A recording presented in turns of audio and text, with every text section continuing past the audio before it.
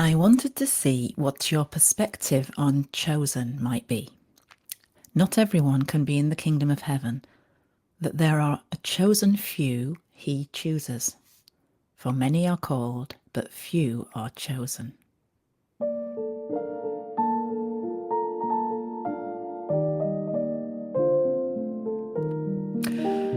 That's such a tricky one. It might be wise for me to not even touch on this topic at all. But I've been asked, Alexander, you asked, and I am going to. Help me, Jesus. I mean that. I mean that. Jesus, help me, because this is a prayer. I'm not being blasphemous. This is a very sensitive subject. It can be something that's highly politicized. It divides people. It divides Christians. I'm going to try and give an overview as I understand it biblically and theologically. Don't worry. Don't run away. I'm not going to talk a lot of theology, but you know, enough just to put it in context, let's say, and then we'll look at the non-dual perspective. And I will just say this is my perspective as I've been asked for. It's my thoughts where I am today. That might change. I'm not asking you to agree with me at all. These are just the thoughts I'm going to put out there. So, this idea of being chosen goes all the way back to the Old Testament with Abraham in Genesis. We have Genesis being told, you will be a father of many. It comes out of where he can't have children, he's barren, and then he has his son Isaac. And it's this promise, I will make you the father of many nations. Now, as I understand it, that's nations. I've had a look this morning, looked at every single translation, and it's plural, nations. It doesn't say, I will make you the father of a nation, like one nation that everyone comes into, that people convert into, not one homogenous, same family nation as in, a nation on earth that will just get bigger and be the kind of sovereign nation over all the other nations. It doesn't talk about that. It's a father of many nations. So there's a plurality there. So there is a universalism in that promise, in my understanding. And of course, if you know the Genesis story, you know that Isaac is born, and then Abraham has Isaac and Esau, two sons, and they go their separate ways. And Isaac goes that way, Esau goes that way. You have Judaism, what ends up being the faith of Judaism on this Isaac route, and then you have Esau leading to Islam. So we have two warring brothers, like the Gallagher brothers, and they had to go their separate ways. And they still are their separate ways. And we know the story now. We know the story in context even today in the Middle East. So I don't want to say any more about that. Okay, I'm not even going to go there. But this idea of the chosen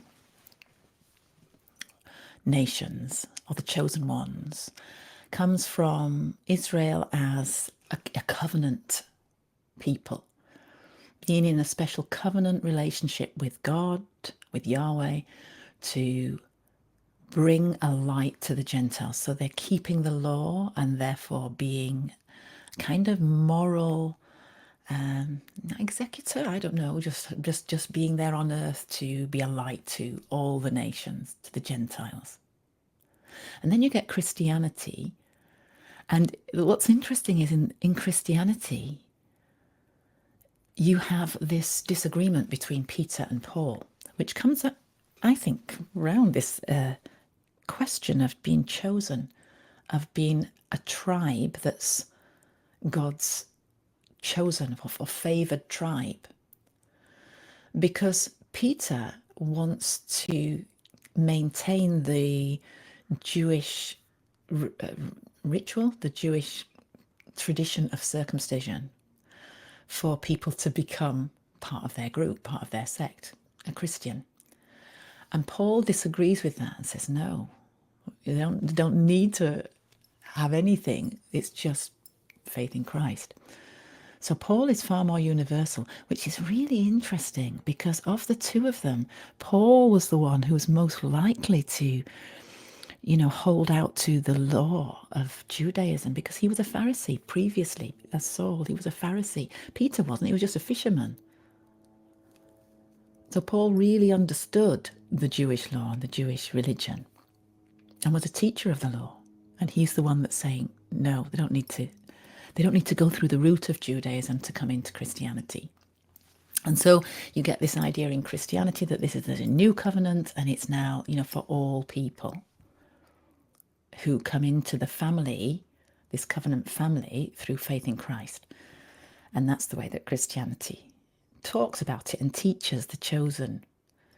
But then in Christianity, as everything, it's not so straightforward because we get another split, just like we had it in Isaac and Esau.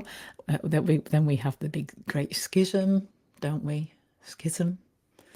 And we have Rome and Orthodoxy, Eastern Orthodoxy, and disagreement over the Trinity, basically. And then in the Protestant line, you have and then of course it's even more branch. So you've got that split, but then also you have the split with Rome into Protestantism, and then you have the Calvinism. And Calvinism, why I'm bringing that up is because this is where the idea of chosenness comes back. This idea of the elect and predestination. This idea that there are those predestined to be called and chosen by God from the beginning of time, implying that there are others who are not going to be part of that chosen. In other words, implying that some were created to be unsaved. All right, imagine that. That's as dark as it gets. That some people who are Christians believe that only certain people are predestined by God to be saved, to be chosen, and others just aren't. So they were created, in other words, to be damned. That's it at its extremes, and this is why it's a really complex issue. And what do we do with that? Do we try to explain in any way that defends an idea of being special, being different? Because if the very notion of the word, the very semantics of the word chosen means there are some that are unchosen, that are not chosen. This idea of being special, to have a special role, implies that others don't. So I want to really come back to non-duality from that dual perspective of chosen or not chosen, and say who is choosing and who is being chosen. Who is the one that chooses? Who is the one that is being chosen? Aren't they one and the same? That's what non-duality would say. Duality would say you've got this God out there that you're in a relationship with. So immediately that language pushes us into duality.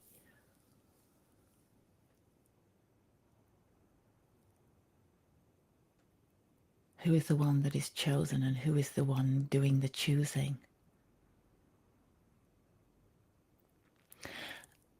If this is not making sense, it might be worth watching my video where I talk about the atonement and I talk about the self. Who is the self really? The big self and the little self.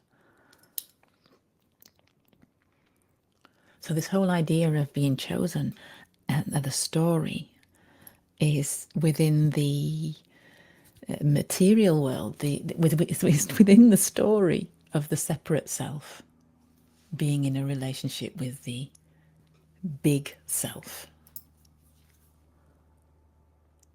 So it's one and the same.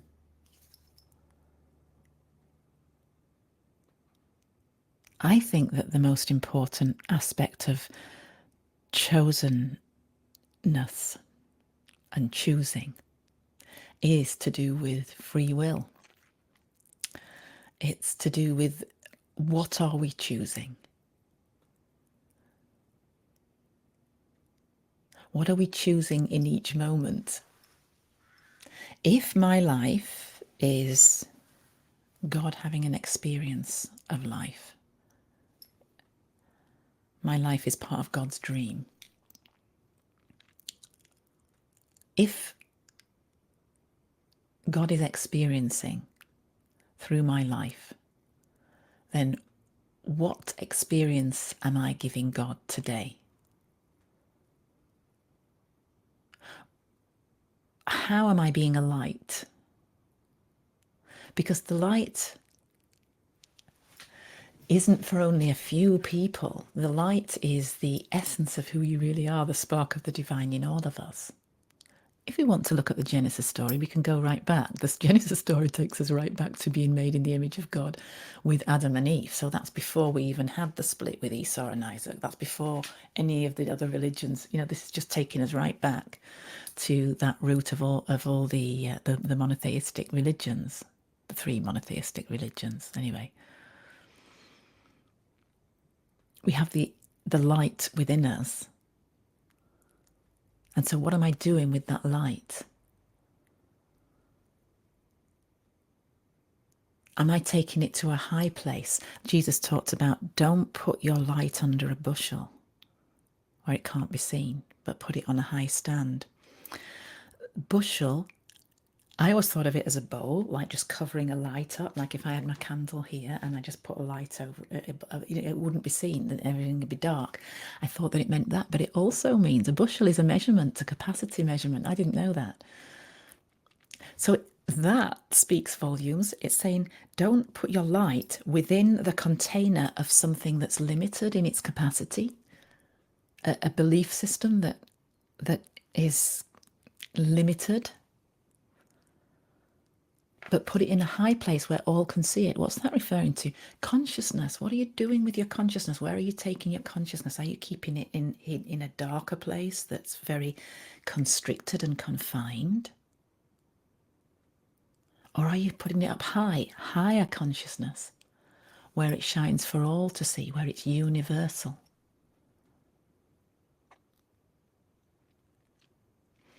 The other thing about this quote, for many are called, but few are chosen, that you refer to here is words of Jesus in Matthew 22. I looked it up before we started.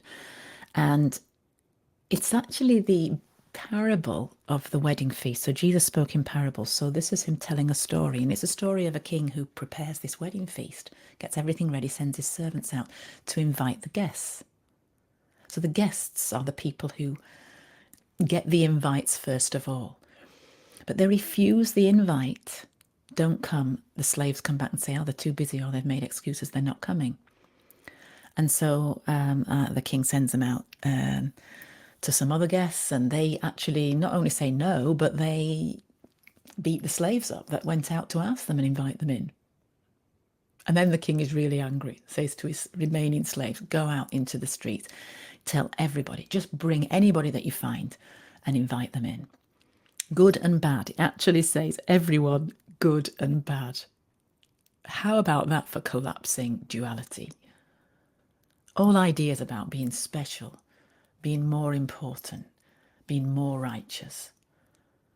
All of that just turned upside down. Call in everybody good and bad and bring them into the banquet. What does a banquet represent? Well, we've got a king and we've got a banquet. It's the kingdom, isn't it? For many are called, but few are chosen. So who is he referring to? Are there many who are called? All those that were invited that said no. And who was invited first? I'm not going to explain it. I'm not going to make it tribal. I think this is the idea. Jesus often told stories that turned what people understood at the time on its head. So what was it? Who was his audience here? I assume his audience was probably Jewish. I don't know. The Israels that he was talking to. He didn't travel as widely as Paul.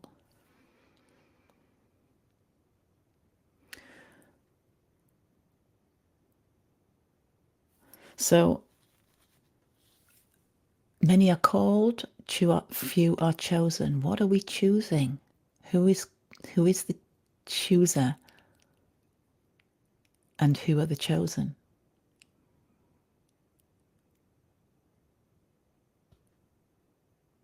It's how you're using your free will choice. Are you staying within a tribal understanding, a cultural understanding that is dualistic, and it just can't not be dualistic unless you take the bushel away, and you put the light up higher. You go higher. If you stay within the confines of that, it's just dualistic. I think that you just have to let go of any understanding of chosen as reinforcing nationalism, tribalism, cultural, superiority, preference, favoritism. Got to let go of that. It's not what Jesus taught.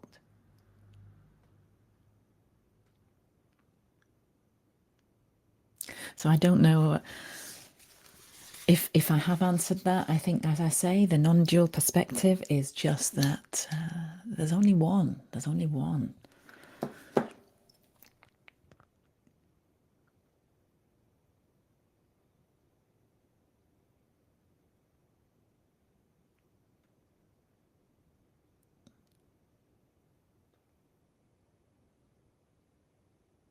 And maybe in the stories they're different aspects of ourselves. Who is the king? Who are the ones that reject, have the invitation and reject? Who are the slaves that get beaten up? Who are the ones that are just on the streets and who come in? Who's the chooser and who's doing the choosing? It's just a story of duality. And behind and beneath the duality is the constant, the oneness, the ground of all being. That's God. That's the kingdom.